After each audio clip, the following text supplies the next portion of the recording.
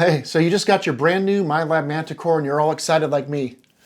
Hopefully you watched my video on the unboxing, assembly, and kind of a walkthrough on the menu system, and you're ready to go. What are the first 10 things you need to do right when you get the machine? That's what this video is for. Let's work our way down from number 1 all the way to number 10. These are the first 10 things you should do when you get the machine. Number 1, I'll tell you what, let's go to a couple different clips I have here. Number 1, we're going to install the screen protector.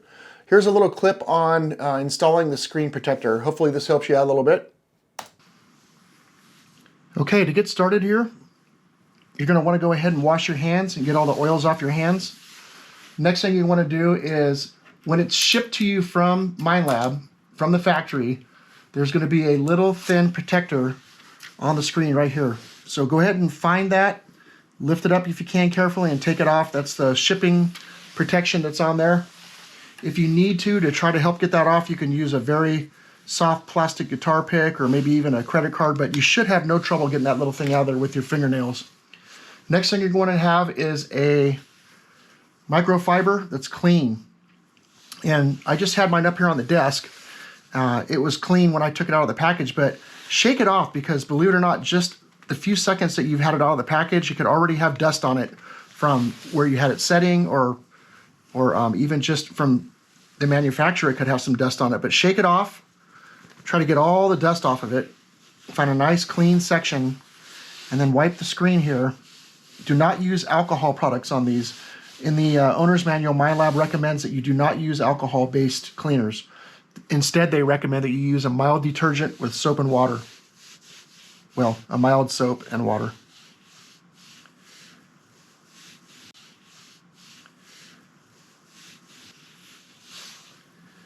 Okay, you want to try to get, obviously, any lint. That's the main thing, the lint, off.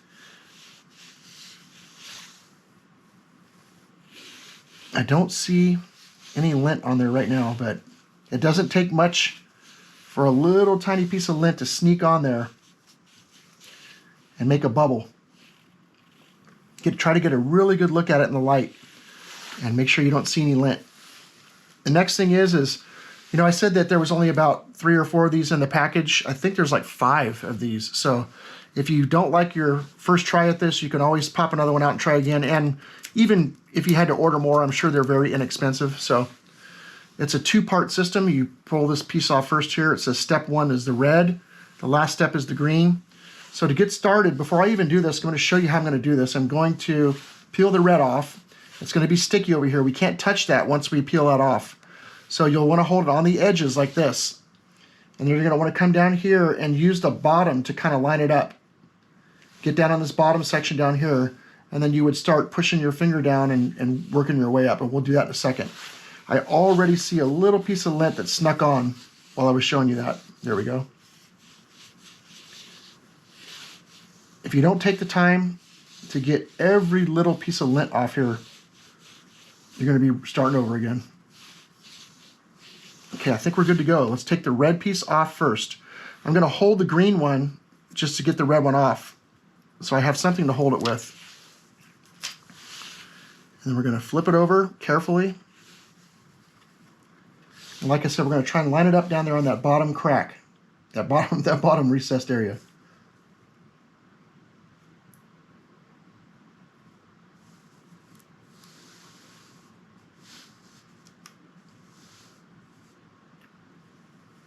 Okay, looks like we're doing pretty good. I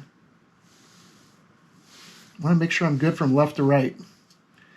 And I think we are. I think we're doing good left to right. I'm just going to use my finger to work my way up. And when I first let go of it, the first thing I want to do is just make sure that I'm okay left to right before we even proceed any further. But it looks like I am. I landed right in there. And I'm just going to push up slightly and make sure I get all the air bubbles out. If I see a big air bubble right now or a piece of lint, I could even maybe lift this back up and try it again, but that's going to be very difficult most of the time. So now at this point, I'm going to grab my cloth and just kind of push down and make sure I get all the air bubbles out. Good time to do it right now while we have the other protector on there. Got one little air bubble down here that's Probably just a very small little piece of lint. Not too worried about it, to be honest with you. Okay, mine looks really good. I got lucky and did not get any air bubbles that are annoying me. And then we'll grab the green tab. Make sure that you pull that in a slight angle so that it bends this way, so that you roll off the outside little thin protector and not pull the screen protector back off again. At this point, we're done. If you wanted to, you could use your microfiber cloth again just to get the stuff right off the top, the adhesive, but should be fine. Done, ready to go. I love it, looks good, and I'm very happy with it. But had I not been, like I said, there's several more of these protectors in your kit, and you can always start over again and try it again. But there we go. Okay, so this is the screen protector we just put on, and I got lucky and got it on there just perfect. No dust, no lint in there, no bubbles, and it's perfectly straight. So I'm very happy with the way it came out on mine. Next thing you want to do is you want to turn the machine on and work your way into the software version and check for an update, because Minelab's going to have an update on this. Now, I just got this and it shipped with a certain version of software, and there are no updates yet as of today, but there certainly will be at some point. So depending on when you get yours, you're going to want to go to Minelab's website and click on your metal detector, which is the Manticore, right? When you're on there, look down below, scroll down, and you'll see downloads, and go to downloads, and there should be just a brochure in there. If you see something that says software, then there probably is an update for this, and you need to go ahead and do an update on it. So that's the second thing I would do. Let's go ahead and show you a little video on how to find out what version of software you have. Okay, from the front screen, let's click the setup cogwheel, and then we'll go all the way to the top to general settings. Click this over here, and then work your way down to software info. Click right, and you can see there I'm running software version 5.12.0 plus 50. You're going to want to check and see what you have, and just make sure that it is the latest update that there is on the machine. All right, so steps 3 and 4 are related to each other. So let's go ahead and do number 3 first. We're going to have you set up your favorite mode. You're going to pick a mode that you think will be your favorite, and you're going to make it a favorite. I'm going to go ahead and show you how to do that right now. And then after that, we're going to have you come in and set your user soft button over here, which if you want, you can choose favorite mode. So let's start with number 3 real quick, and a little video on how to set up your favorite mode. Here we go. All right, let's go ahead and show you how to do your favorite mode. Right now, the mode that I'm in, let's see, we'll take a look here. In the search mode I'm in right now, it's Beach General. You can see there's a little star up here in the top right corner of that icon. And up here in the top left corner of the screen, there's a little star as well. That's telling me right now that that's my favorite mode. And it comes from the factory defaulted to Beach General. What we're going to do is go over to my actual favorite mode real quick, which is All-Terrain High Conductors. We're going to click the pencil over here into the Edit button. And then we're going to toggle over to make that my favorite. Now when I hit back, you'll see that now the star is here and up here as well. And if I go over to Beach General, that's no longer my favorite. So that's how you do favorite. Okay, so you got your favorite mode set up. Now let's go ahead and show you a little video on how to set up your user assignable soft button over here. Here we go. Okay, now we're going to talk about the user assignable soft key over here. And the way you get to that is you go into your settings and you go all the way to the very top to general settings. We're going to hit the cogwheel over here and go into general settings, and we'll go down to soft key. We're already on that. Hit right. Right now you can see I have it set to noise cancel, but you can toggle through these: ground balance, favorite mode, all metal, accept, reject. But we're going to go back to favorite mode, and you're going to have now your favorite mode accessible quickly by just touching that button. We're going to hit back, and then we're going to pretend that we're out in the gold fields today looking for gold. This is something that's real world, something that I would be doing. I'd be out looking for gold, and it's nice and quiet out here. I'm just listening for nuggets. All of a sudden I get into some iron. I'm like, wow, is there a camp here? Maybe there was a mining camp right here. So I'll quickly hit my user button over here and go right into my favorite mode. So now I can check that iron area to see if there's any coins buried in there, or any relics. And if I determined that it was just a small little thing with a few nails and a few little bits of iron and that was it, I'm going to get back to hunting gold, I just tap this button again, I'm right back to looking for gold. So that's one example of how you could do that. But that takes care of number 3 and number 4 on your list. Okay, so number 5 is threshold. I'm going to have you set your threshold. I'm going to talk to you a little bit about threshold in this little short clip. Threshold is something I use on all my machines, so let's go ahead and run that clip for you right now. All right, next we're going to talk about threshold. Threshold is a very important feature on this metal detector. Whoa, let's turn the volume down. There we go. Threshold is a very important feature on this metal detector, very powerful feature. I'll give you a couple examples of why. So what is threshold? First of all, it's a sound that is always there, and it's a sound that reminds you that the machine is on and it's operational. It's a drone sound that just sits there. You can assign the volume of that sound, and you can also assign the pitch of that sound. The way you do that is you click the cogwheel here, and you go up to the audio theme. I use enhanced, but you can use whichever one you want here. You can toggle through them. Click this button, and then here you can set the level, which is really the volume of the threshold. So I can run it way up so it's loud, or I can run it quiet or just shut it completely off. I found with headphones on, 10 or 11 is a good volume for me. Then you can also, I'm going to turn it up so you can hear it. You can also set the pitch to whatever you want it to be.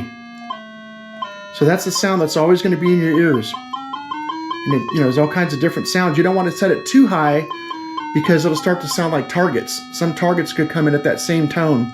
So because of that, I found the most comfortable pitch for me is number 9. And what I mean by that is it's not annoying over time. It's a pleasant sound compared to some of the other tones, to me anyway. We'll bring this back down to 11. So now we have a threshold on and operational at a pitch of 9. Let's hit back.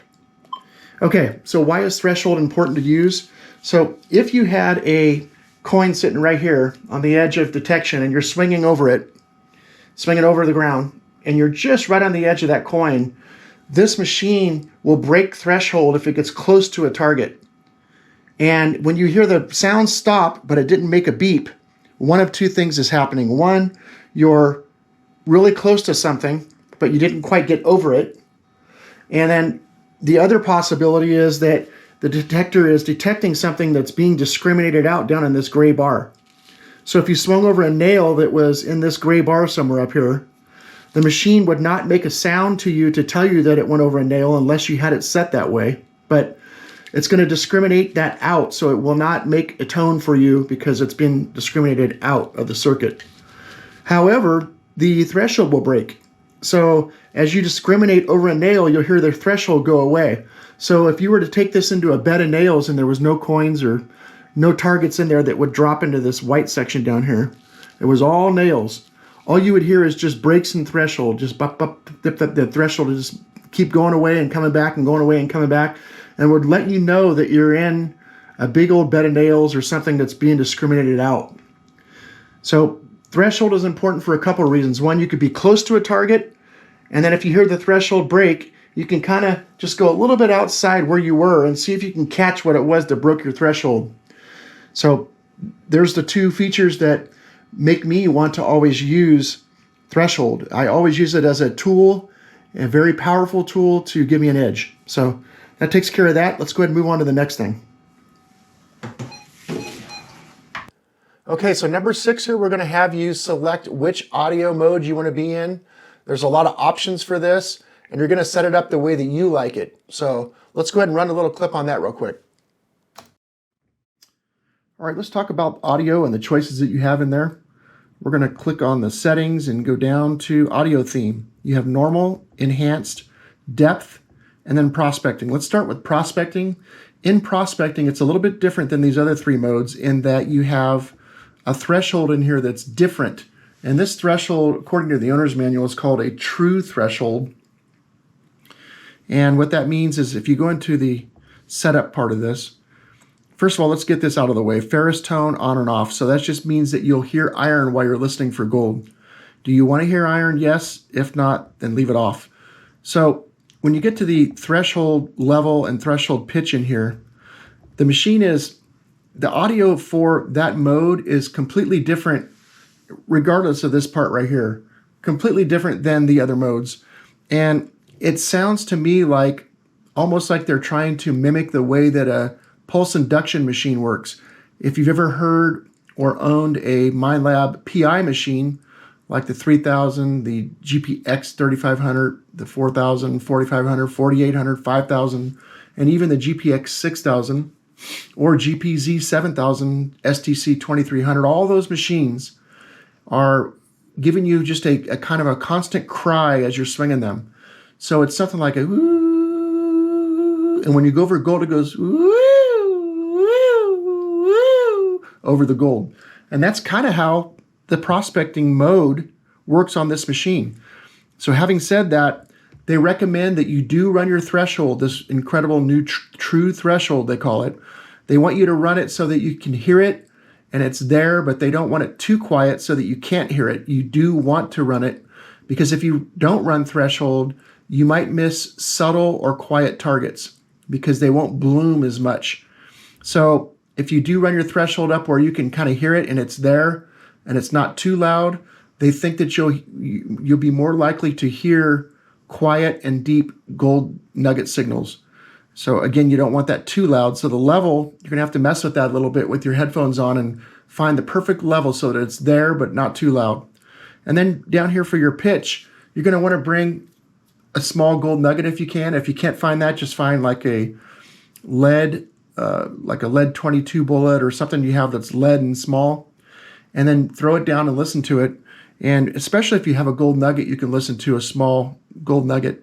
Listen to it and make sure that your threshold pitch is never higher than your smallest nugget, because you wouldn't want your threshold pitch to be high and then go over a nugget that's small and it's trying to come down in below your threshold pitch. That would be confusing to your ears and a little challenging. So anyway, make sure you get your pitch all the way down so that it's below your throwdown nugget. All right, that's enough about that mode. Let's talk about depth. And this is a wacky mode right here, a wacky audio mode. So it can be used on any of the detecting modes, but it's an audio theme that applies to whatever detecting mode you're in. So if you're hunting at the beach, for example, and you're in beach general, and you have this audio theme on, it's kind of weird because, let's click on this to give you an idea what's going on here. It's weird because you have threshold, level, and pitch. We already talked about that, self-explanatory. But look at this, you have minimum pitch and maximum pitch. So minimum pitch right now is all the way down at 12. Maximum's all the way at the top at 50. So that's a really high pitched tone right there. And this is a pretty low tone right here. Iron is at 1, but you can put that wherever you want, but 1's probably a pretty good place for that. But what's happening here is, with the depth setting, deep targets come in with low pitch. So let me repeat that. Depth targets come in with low pitch. On the contrary, shallow and loud targets come in with high pitch. So what you're really listening to is just depth. So you're not listening to conductivity anymore. For example, a dime right on top of the sand at the beach is going to be a high conductor. It's going to be a high pitch. So a shallow dime right on top is going to be high pitched. But that same dime at 7 inches is going to be low pitched. So all you're really doing is swinging the machine and listening to tones. When you hear a low tone, it's deep. When you hear a high tone, it's shallow. So there's that section. More information on that in the owner's manual. Here we're going to talk about the other two, which is enhanced and normal. So just talk about normal. This is the perfect mode, the audio mode for just everyday kind of detecting. And if you're challenged with your hearing, hard of hearing at all, you can't get your headphones loud enough for some reason, you're at the beach and there's a lot of wind noise or wave noise, you're probably going to want to choose normal. And the reason is because a signal that is shallow is going to be super loud and sound good. And let's say it's a dime and it's a high conductor. You got this shallow high conductor that's it's way up there and you hear the high pitch of a high conductor. But if you take that same dime and drop it down to 4 inches or 5 inches down, it's still going to be a high conductor, but it's not going to be as loud of a signal, because now you can hear depth. Depth sounds like a quieter signal. So you still know it's a dime by the ID number, You know, let's say a dime is like, let's say it's 80, right? Swing over a clad dime and it's 80. It's really loud, and you got a loud 80, it's a shallow dime. And if you take that same dime and drop it down to 5-6 inches, it's still going to be an 80, but it's going to be not as loud in your headphones. So that's how this mode works. Enhanced is even crazier. So it's the same thing, but it's even quieter on depth. So if you're challenged with hearing, and like I said, you're at the beach and you can't get your headphones loud enough, you're not going to want to use this mode. But if you're hearing signals really good and you're really in tune, it's good to be able to go into the enhanced mode and hear a little bit more information about depth. That's the mode that I'm used to. So anyway, those are your 4 choices. Go ahead and check out your owner's manual for more information on all that, and let's move on. Okay. Hey, next we're going to have you set your recovery speed. So if you've ever used an Equinox 800 before or saw any of my videos on the Equinox 800, you would know what recovery speed is. You're kind of familiar with it. But here's a little clip on that and how to set it up. All right, let's talk about recovery speed. Hit your cog wheel here and find recovery speed. Here we go. It goes from 0 up to 8. And the way that recovery speed works, you know, take a look at your owner's manual on this. There's not a lot on there about it. It's a pretty short section of the manual, but basically what it does is a very high recovery speed makes the processor work really fast so that it can give you good target separation. So if you have a nail an inch away from a dime, with a high recovery speed, you're likely to hear the nail and the dime like bop, bop, bop, bop. You know, you'd be able to hear both of them right next to each other in one swing. But when you run a high recovery speed, you also lose the ability to hear depth. So things that were super deep aren't a priority anymore to the processor. Therefore, you might lose some deep signals. And another thing that's not a priority to the processor anymore is the accuracy of your ID number. So let's say it's a dime and it's an 80 and it's down at 8 inches. It's a deep dime and it's, you know, normally it would be an 80 on the ID. With a recovery speed of 8, you go over that deep dime. If you even hear it, you're not likely to see an 80 on the ID. It could be jumpy. So if you brought your recovery speed down to, like, let's say 3, you'll nail that dime perfect down there, that deep dime, and you'll get a good solid identification on the number, and it'll show a good solid 80. But you won't be able to hear those targets that are really close to each other. So you gotta, it's a balancing act here. You gotta kind of try to figure out what number works for you. And you're gonna find, probably like everybody else, that 5 and 6 are the 2 that we mostly use. 6 in really heavy iron and 5 in kind of medium to sparse iron. If you're out in a park in the fields and iron is not an issue, there's not a lot of signals out there, you can bring this down and run it at 3 and get all kinds of depth and all kinds of identification at depth, because you're telling the processor, I'm more worried about the deep stuff. And if you come up here to 7, you're telling the processor you're more worried about hearing things right next to each other. So anyway, 5 or 6 is really good. I usually typically are on 5 until I get into the really heavy stuff, and I'll step it up to 6. So again, more information in the owner's manual on that, and that's it for that part. Okay, number 8, we're going to have you set your backlight and your soft key light, and we're going to turn that on in the settings. So here's a little clip on how to do that, how to get into that section. Okay, so let's take a look at the settings for your backlight. We'll go into the menu, up to the top, to general settings, click in there, go down to lighting, and click right, and we're in here now. Start with keypad. Keypad are these buttons I'm pushing down here, these 2 little white soft action buttons, the red navigation buttons. And if you watch, if I hit to the right here, it shuts those lights, those backlights off. So you can toggle those on and off. And I have them on. I like them on. But if I'm out in daylight, I probably don't need them on. So let's go up to, actually, while we're here, let's take a look at flashlight too. Flashlight is a light that's built into the back of the control pod that goes right down the shaft to the coil. And you can see there's several different brightnesses of that. And that's all the way up. turn that off. And then lastly, up here for your display. So right now I have it kind of low because I don't want to wash the camera out, but you can turn it all the way off, or you can bring it all the way up. And on here, when it gets all the way up there, it just washes my camera out. But one more step above that puts it in auto. And that means that this little sensor up here in the top right corner of the control pod, that little sensor right there looks at ambient light, and it will automatically make adjustments to whatever it sees the ambient light in your area is. So for example, as it just starts to get dark, it'll just turn the light on for you. But when it's really dark, it'll really crank the light up and make it bright. So if you want to leave that on auto, it will go ahead and take care of the settings for you. Otherwise, you can put it manually wherever you want. But go ahead and pick a good setting for you, and at least know how to get in there so that when the time comes, you know how to turn these things on. Okay, so tip number 9, we're going to have you pair your headphones to the machine. Here's a little clip on how to do that.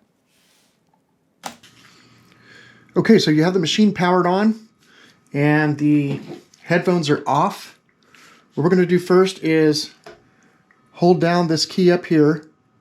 We're going to hold it down. If you press it once, it turns on the Bluetooth. If it's already been paired before, it won't be blinking. If you have paired and you want to repair, you would need to, instead of just turning it on, you'd have to hold it to put it into this mode. But it's already trying to find something to pair to right now because it's never been paired before. That's what the flashing means. So we'll go ahead and turn on the headphones now.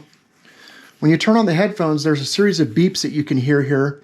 You can also see the light down here that indicates what mode you're in. When you first turn them on, you get one little beep in your ear, and then it's flashing blue, but we want to go past that. So we want to hold this, shut it off real quick. And we're going to turn it on and hold this in until we get past the first beep. Now we're looking for the blue, red, blue, red, blue, red. When you see that, it's in pairing mode, and it just paired quickly. You can see now that is steady. That icon here is steady. And that's it, you're paired and done. So now when you shut these off, now they're off, and you turn them back on, just regular turn them on.